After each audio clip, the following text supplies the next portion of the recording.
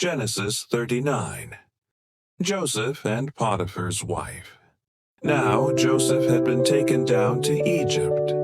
Potiphar, an Egyptian who was one of Pharaoh's officials, the captain of the guard, bought him from the Ishmaelites who had taken him there. The Lord was with Joseph so that he prospered, and he lived in the house of his Egyptian master. When his master saw that the Lord was with him and that the Lord gave him success in everything he did, Joseph found favor in his eyes and became his attendant. Potiphar put him in charge of his household, and he entrusted to his care everything he owned. From the time he put him in charge of his household and of all that he owned, the Lord blessed the household of the Egyptian because of Joseph. The blessing of the Lord was on everything Potiphar had, both in the house and in the field. So Potiphar left everything he had in Joseph's care. With Joseph in charge, he did not concern himself with anything except the food he ate.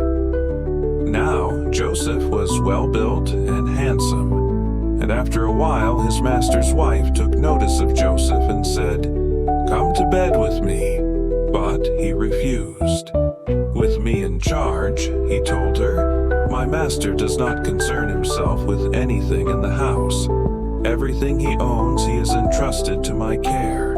No one is greater in this house than I am. My master has withheld nothing from me except you, because you are his wife. How then could I do such a wicked thing and sin against God?" And though she spoke to Joseph day after day, he refused to go to bed with her or even be with her. One day he went into the house to attend to his duties, and none of the household servants was inside. She caught him by his cloak and said, "Come to bed with me." But he left his cloak in her hand and ran out of the house.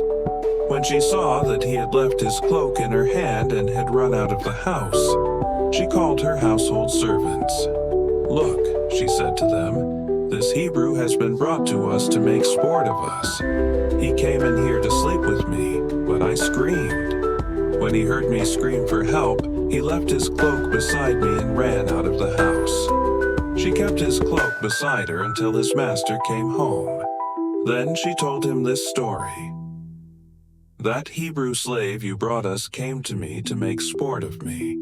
But as soon as I screamed for help, he left his cloak beside me and ran out of the house." When his master heard the story, his wife told him, saying, "This is how your slave treated me."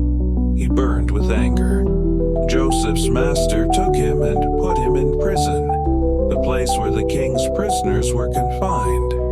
But while Joseph was there in the prison, the Lord was with him.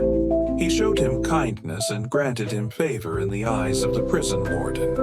So the warden put Joseph in charge of all those held in the prison, and he was made responsible for all that was done there. The warden paid no attention to anything under Joseph's care, because the Lord was with Joseph and gave him success in whatever he did.